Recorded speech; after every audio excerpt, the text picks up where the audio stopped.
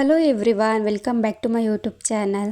ಇವತ್ತು ಈಸಿಯಾಗಿ ಮನೇಲೇ ಓವನ್ ಇಲ್ಲದೇ ಹಾಗೆಯೇ ಸಕ್ಕರೆನೂ ಕೂಡ ಯೂಸ್ ಮಾಡ್ದೇ ಮನೇಲೇ ಹೆಲ್ದಿಯಾಗಿ ಬಿಸ್ಕೆಟ್ನ ಮಾಡ್ಕೊಬೋದು. ಮೈದಾ ಕೂಡ ಯೂಸ್ ಮಾಡ್ತಿಲ್ಲ. ಮಕ್ಕಳಿಗೆ ಈಸಿಯಾಗಿ ನಾವು ಮನೇಲೇ ಮಾಡಿಕೊಡ್ಬೋದು. ಓವನ್ ಬೇಕು ಅಂತ ಏನೂ ಇಲ್ಲ. ಹಾಗೆಯೇ ಎಣ್ಣೆ ಕೂಡ ಯೂಸ್ ಮಾಡ್ತಿಲ್ಲ. ಇದಕ್ಕೆ ಓವನ್ ಯೂಸ್ ಮಾಡ್ತಿಲ್ಲ ಅಂತ ಹೇಳಿದ ಕೂಡಲೇ ನೀವು ಅಂದ್ಕೊಬೋದು ಆಯಿಲಲ್ಲಿ ಡೀಪ್ ಫ್ರೈ ಮಾಡೋದು ಅಂತ. ಆದರೆ ಈ ಬಿಸ್ಕೆಟ್ ಮಾಡೋದಕ್ಕೆ 1 ಸ್ಪೂನ್ ಎಣ್ಣೆ ಕೂಡ ಬೇಕಾಗೋದಿಲ್ಲ. ನೀವೇ ಈ ವಿಡಿಯೋನ ಪೂರ್ತಿಯಾಗಿ ನೋಡಿ. ನೀವೇ ನೋಡಿ, ಮಾಮೂಲಿ ಬೇಕ್ರಿ ಇಲ್ಲ ಅಂದರೆ ಅಂಗಡಿಗಳಲ್ಲಿ ಬಿಸ್ಕೆಟ್ ಎಲ್ಲ ತೊಗೊಬರ್ತೀವಲ್ಲ, ಸೇಮ್ ಅದೇ ಥರ ಇದೆ.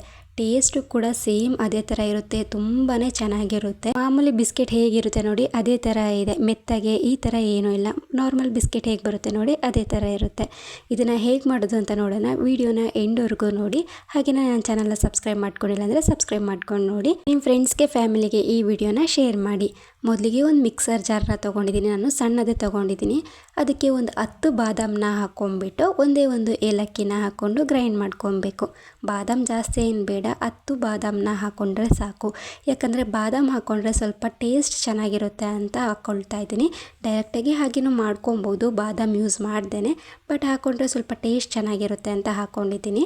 ಬಾದಾಮು ಮತ್ತು ಏಲಕ್ಕಿನ ಹಾಕ್ಕೊಂಬಿಟ್ಟು ಚೆನ್ನಾಗಿ ಗ್ರೈಂಡ್ ಮಾಡ್ಕೊಂಬಿಟ್ಟು ಇವಾಗ ಒಂದು ಬೌಲಿಗೆ ನಾವು ಗ್ರೈಂಡ್ ಮಾಡಿ ಇಟ್ಕೊಂಡಿದ್ವಲ್ಲ ಬಾದಾಮು ಮತ್ತು ಏಲಕ್ಕಿನ ಹಾಕಿ ಅದನ್ನು ಸ್ವಲ್ಪ ಜರಡಿ ಮಾಡ್ಕೊಬೇಕು. ಸ್ವಲ್ಪ ಇತ್ತು ಅಂತ ನಾನು ಇದರಲ್ಲೇ ಮಾಡ್ಕೊಳ್ತಾ ಇದ್ದೀನಿ. ಕ್ಲೀನಾಗಿ ಪೌಡರ್ ಥರನೇ ಇರಬೇಕು. ಇವಾಗ ತರಿ ಇರೋದನ್ನ ಎಲ್ಲ ತೆಕ್ಕೊಂಬಿಟ್ಟು ಪೌಡರ್ನ ಮಾತ್ರ ಬೌಲಲ್ಲಿದೆ. ಇವಾಗ ಅದಕ್ಕೇ 2 ಬೌಲ್ ಆಗೋಷ್ಟು ಗೋಧಿ ಹಿಟ್ಟನ್ನು ಹಾಕ್ಕೊಬೇಕು. ನಾನು ಯಾವ ಬೌಲಲ್ಲಿ ಅಳತೆಗೆ ತೊಗೊಂಡಿದ್ದೀನಿ ನೋಡಿ ಅದರಲ್ಲೇ ಎಲ್ಲನೂ ಕೂಡ ಅಳತೆಲ್ಲೇ ಹೇಳ್ತೀನಿ. 2 ಕಪ್ ಆಗೋಷ್ಟು ಗೋಧಿ ಹಿಟ್ಟನ್ನು ಹಾಕ್ಕೊಂಬಿಟ್ಟು ಒಂದೇ 1 ಸ್ಪೂನ್ ಆಗೋಷ್ಟು ಮಿಲ್ಕ್ ಪೌಡರನ್ನು ಹಾಕ್ಕೊಬೇಕು. ಹಾಗೆಯೇ 1 ಸ್ಪೂನ್ ಆಗೋಷ್ಟು ಡೆಸಿಕೇಟೆಡ್ ಕೋಕೋನಟ್, ಹಾಗೆಯೇ ಸ್ವಲ್ಪ ಉಪ್ಪನ್ನು ಹಾಕ್ಕೊಳ್ತಾ ಇದ್ದೀನಿ. ಹಾಗೆಯೇ ಸ್ವಲ್ಪ ಬೇಕಿಂಗ್ ಸೋಡಾ. ವಿಡಿಯೋ ನೋಡಿದ್ರೆ ನಿಮಗೆ ಗೊತ್ತಾಗುತ್ತೆ ಎಷ್ಟೆಷ್ಟು ಹಾಕ್ಕೊಂಡಿದ್ದೀನಿ ಅಂತ. ನಾನು ಕರೆಕ್ಟಾಗಿ ಮಿಲ್ಕ್ ಪೌಡರ್ ಇಲ್ಲ ಅಂದರೆ ಸ್ಕಿಪ್ ಮಾಡ್ಬೋದು, ಹಾಕಲೇಬೇಕು ಅಂತ ಏನೂ ಇಲ್ಲ. ಬಟ್ ಸ್ವಲ್ಪ ಟೇಸ್ಟಿಗೋಸ್ಕರ ಹಾಕ್ಕೊಂಡಿದ್ದೀನಿ ಅಷ್ಟೇ. ನಾನು ಡೆಸಿಕೇಟೆಡ್ ಕೊಕೊನಟ್ ಮನೇಲೇ ಈಸಿಯಾಗಿ ಮಾಡ್ಕೊಬೋದಲ್ವ. ಕಾಯಿ ತುರಿನ ತುರ್ಕೊಂಬಿಟ್ಟು ಒಂದು ಮಿಕ್ಸಿಲಿ ಆಡಿಸ್ಕೊಂಡು ಆಮೇಲೆ ಅದನ್ನು ಸ್ವಲ್ಪ ಮೀಡಿಯಮ್ ಫ್ಲೇಮಲ್ಲಿ ಹುರ್ಕೊಂಡ್ರೆ ಆಯಿತು, ಡೆಸಿಕೇಟೆಡ್ ಕೊಕೊನಟ್ ರೆಡಿನೇ ಆಗೋಗುತ್ತೆ. ಇವಾಗ ಎಲ್ಲನೂ ಕೂಡ ಕ್ಲೀನಾಗಿ ಮಿಕ್ಸ್ ಮಾಡ್ಕೊಂಡಿದ್ದೀನಿ. ಅದಾದಮೇಲೆ ಅದನ್ನು ಸೈಡಲ್ಲಿ ಇಟ್ಕೊಂಡು ಇವಾಗ ಇನ್ನೊಂದು ಬೌಲ್ನ ತೊಗೊಂಡ್ಬಿಟ್ಟು ಅದಕ್ಕೆ 1 ಸ್ಪೂನ್ ಆಗೋಷ್ಟು ತುಪ್ಪನ ಹಾಕ್ಕೊಳ್ತಾ ಇದ್ದೀನಿ. ನೀವು ಎಣ್ಣೆ ಕೂಡ ಹಾಕ್ಕೊಬೋದು, ಇಲ್ಲ ಬೆಣ್ಣೆ ಕೂಡ ಹಾಕ್ಕೊಬೋದು, ಇಲ್ಲ ತುಪ್ಪ ಕೂಡ ಹಾಕ್ಕೊಬೋದು. ನಾನು ತುಪ್ಪನ ಯೂಸ್ ಮಾಡ್ಕೊಂಡಿದ್ದೀನಿ. 1 ಸ್ಪೂನ್ ಆಗೋಷ್ಟು ತುಪ್ಪನ ಹಾಕ್ಕೊಂಡು ಹಾಗೆಯೇ ಬಿಳಿ ಬೆಲ್ಲನ ಸ್ವಲ್ಪ ಚೆನ್ನಾಗಿ ಜಜ್ಕೊಂಬಿಟ್ಟು ಹಾಕ್ಕೊಂಡಿದ್ದೀನಿ. 2 ಕಪ್ ಗೋಧಿ ಹಿಟ್ಟಿಗೆ 1 ಕಪ್ ಬೆಲ್ಲ ಪರ್ಫೆಕ್ಟ್ ಆಗುತ್ತೆ. ಬೆಲ್ಲ ಬದಲು ಸಕ್ಕರೆ ಕೂಡ ಯೂಸ್ ಮಾಡ್ಬೋದು, ಬಟ್ ಹೆಲ್ದಿಯಾಗಿ ಮಾಡಬೇಕು. ಸಕ್ಕರೆ ಯೂಸ್ ಮಾಡ್ದೇ ಅಂದರೆ ನೀವು ಬೆಲ್ಲ ಕೂಡ ಯೂಸ್ ಮಾಡ್ಕೊಬೋದು. ನಾನು ಬೆಲ್ಲನ ಹಾಕ್ಕೊಂಬಿಟ್ಟು ಚೆನ್ನಾಗಿ ಮಿಕ್ಸ್ ಮಾಡ್ಕೊಂಡಿದ್ದೀನಿ.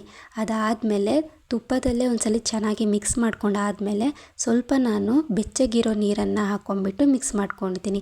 ಜಾಸ್ತಿ ಬೇಡ. ಯಾವ ಕಪ್ಪಲ್ಲಿ ತೊಗೊಂಡಿದ್ವಿ ನೋಡಿ ಗೋಧಿ ಹಿಟ್ಟನ್ನ, ಅದೇ ಕಪ್ಪಲ್ಲಿ 1/4 ಕಪ್ ನೀರನ್ನು ಹಾಕ್ಕೊಂಡ್ರೆ ಸಾಕು. ಬಿಸಿ ಇರೋದು ಅಲ್ಲ, ತಣ್ಣಗಿರೋದು ಅಲ್ಲ, ಮೀಡಿಯಮಾಗಿ ಸ್ವಲ್ಪ ಬೆಚ್ಚಗೆ ಮಾಡಿಕೊಂಡ್ರೆ ಸಾಕು ನೀರನ್ನು. ಆಮೇಲೆ ಮತ್ತೆ ಬೆಲ್ಲ ಕರ್ಗೋವರೆಗೂ ಅದನ್ನು ಕ್ಲೀನಾಗಿ ಮಿಕ್ಸ್ ಮಾಡ್ಕೊಂಬಿಟ್ಟು ಅದಾದಮೇಲೆ ನಾವು ಮೊದಲಿಗೆ ಗೋಧಿ ಹಿಟ್ಟು, ಮಿಲ್ಕ್ ಪೌಡರ್, ಡೆಸಿಕೇಟೆಡ್ ಕೋಕೋನಟ್ನೆಲ್ಲ ಹಾಕಿ ರೆಡಿ ಮಾಡಿ ಇಟ್ಕೊಂಡಿರೋ ಹಿಟ್ಟನ್ನು ಇದಕ್ಕೆ ಹಾಕ್ಕೊಂಬಿಟ್ಟು ಚೆನ್ನಾಗಿ ಕಲಿಸ್ಕೊಬೇಕು. ನೀರು ಕೂಡ ಜಾಸ್ತಿ ಹಾಕ್ಕೊಬಾರ್ದು. ನಾನು ಹೇಳ್ದಾಗೇ 1/4 ಕಪ್ ಹಾಕ್ಕೊಂಡ್ರೆ ಸಾಕು. ನೀರು ಜಾಸ್ತಿ ಆಗಿಬಿಟ್ರೆ ಮತ್ತು ನಿಮಗೆ ಹಿಟ್ಟನ್ನು ಕಲಿಸೋದಕ್ಕೆ ಸರಿ ಆಗೋದಿಲ್ಲ. ಹಾಗಾಗಿ ಬೇಕಿದ್ರೆ ಒಂದು 2 ಸ್ಪೂನ್ 3 ಸ್ಪೂನ್ ಈ ಥರ ಹಾಕ್ಕೊಂಡು ಕಲಿಸ್ಕೊಳ್ಳಿ. ಆದರೆ ನೀವು ಬಿಸಿ ನೀರನ್ನ ಕಾಯಿಸ್ಕೊಬೇಡಿ, ಸ್ವಲ್ಪ ಲೈಟಾಗಿ ಅದನ್ನು ಬಿಸಿ ಮಾಡಿಕೊಂಡ್ರೆ ಸಾಕು ನೀರನ್ನು. ಇವಾಗ ನೋಡಿ ಈ ಥರ ಕಲಿಸ್ಕೊಂಡಿದ್ದೀನಿ. ಜಾಸ್ತಿ ಕೂಡ ಇದನ್ನು ಮಿತ್ಕೊಬೇಕು ಆ ಥರ ಏನೂ ಇಲ್ಲ. ಯಾಕಂದರೆ ಬಿಸ್ಕೆಟು ಕ್ರಿಸ್ಪಿಯಾಗಿ ಬರಬೇಕು, ಹಾಗೆಯೇ ಸೈಡು ಸ್ವಲ್ಪ ಕ್ರ್ಯಾಕ್ ಥರ ಇರಬೇಕು ಬಿಸ್ಕೆಟು. ಹಾಗಾಗಿ ಇದನ್ನು ಜಾಸ್ತಿ ಮಿತ್ಕೊಬಾರ್ದು ಹಿಟ್ಟನ್ನು. ಇವಾಗ ಮಣೆ ಮೇಲೆ ಹಾಕ್ಕೊಂಡು ಸೆಟ್ ಮಾಡಿಕೊಂಡು ಲಟ್ಟಣಿಗೆಲೆ ಸ್ವಲ್ಪ ಸೆಟ್ ಮಾಡ್ಕೊಳ್ಳಿ. ಅದನ್ನು ದಪ್ಪನೇ ಇರಬೇಕು, ಲೇಯರ್ ಮಾತ್ರ ಜಾಸ್ತಿ ತೆಳ್ಳಗೆ ಒತ್ಕೊಳ್ಳೋಕೆ ಹೋಗಬಾರ್ದು, ದಪ್ಪನೇ ಇದ್ದರೆ ಸಾಕು. ಇವಾಗ ಒಂದು ಸಣ್ಣ ಬೌಲ್ನ ತೊಗೊಂಡ್ಬಿಟ್ಟು ನಾನು ಇವಾಗ ಬಿಸ್ಕೆಟ್ನ ಶೇಪ್ ಮಾಡ್ಕೊಳ್ಳೋದಷ್ಟೇ. ನೀವೇ ನೋಡಿ ಎಷ್ಟು ಈಸಿಯಾಗಿ ಮಾಡ್ಕೊಬೋದು ಅಂತ ನಾನು ತೋರಿಸ್ತಾ ಇದ್ದೀನಿ. ನೋಡಿ ಎಷ್ಟು ದಪ್ಪ ಇದೆ, ಹಾಗೆಯೇ ಸೈಡು ಯಾವ ಥರ ಕ್ರ್ಯಾಕ್ ಥರ ಇದೆ ಅಂತ. ಇದೇ ಥರ ಬರಬೇಕು, ತುಂಬಾ ಕ್ರಿಸ್ಪಿಯಾಗಿ ಬರುತ್ತೆ. ಇವಾಗ ನಾನು ಒಂದು ಪ್ಲೇಟಿಗೆ ಎಲ್ಲನೂ ಕೂಡ ಇಟ್ಕೊಳ್ತಾ ಇದ್ದೀನಿ. ಇವಾಗ ಕುಕ್ಕರ್ನ ಸ್ಟವ್ ಮೇಲೆ ಇಟ್ಕೊಂಡ್ಬಿಟ್ಟು ಮೀಡಿಯಂ ಫ್ಲೇಮ್ ಮೇಲೆ ವಿಷಲ್ನ ಮತ್ತೆ ಲಬ್ಬಾರನ ತೆಗೆದ್ಬಿಟ್ಟು ಬಿಸಿ ಮಾಡ್ಕೊಬೇಕು. ಅದಾದ್ಮೇಲೆ ತೆಕ್ಕೊಂಡು ಒಂದು ಸ್ಟ್ಯಾಂಡ್ ತರ ಇಟ್ಕೊಂಡ್ಬಿಟ್ಟು ಈ ಪ್ಲೇಟ್ನ ಇಟ್ಕೊಂಡು ಕ್ಲೋಸ್ ಮಾಡಿಬಿಟ್ಟು ಮೀಡಿಯಂ ಫ್ಲೇಮ್ ಮೇಲೆ ಇದನ್ನ ಅರ್ಧ ಗಂಟೆ ಬೇಯಿಸ್ಕೊಂಡ್ರೆ ಸಾಕು. ಮಧ್ಯ ಮಧ್ಯ ಚೆಕ್ ಕೂಡ ಮಾಡ್ಕೊಬಹುದು. ಆದರೆ ವಿಷಲ್ ಲಬ್ಬರ್ನ ಮಾತ್ರ ತೆಕ್ಕೊಬೇಕು. ನೀವೇ ನೋಡಿ ಇವಾಗ ಎಷ್ಟು ಚೆನ್ನಾಗಿ ಬಂದಿದೆ ಅಂತ. ಜಾಸ್ತಿ ಟೈಮು ತಗೊಳ್ಳೋದಿಲ್ಲ, ಈಸಿಯಾಗಿ ಮನೆಯಲ್ಲೇ ಮಾಡ್ಕೊಬೋದು. ನಿಮಗೂ ಕೂಡ ಈ ವಿಡಿಯೋ ಇಷ್ಟ ಆಗಿದೆ ಅಂತ ಅನ್ಕೊಳ್ತೀನಿ. Thank you for watching.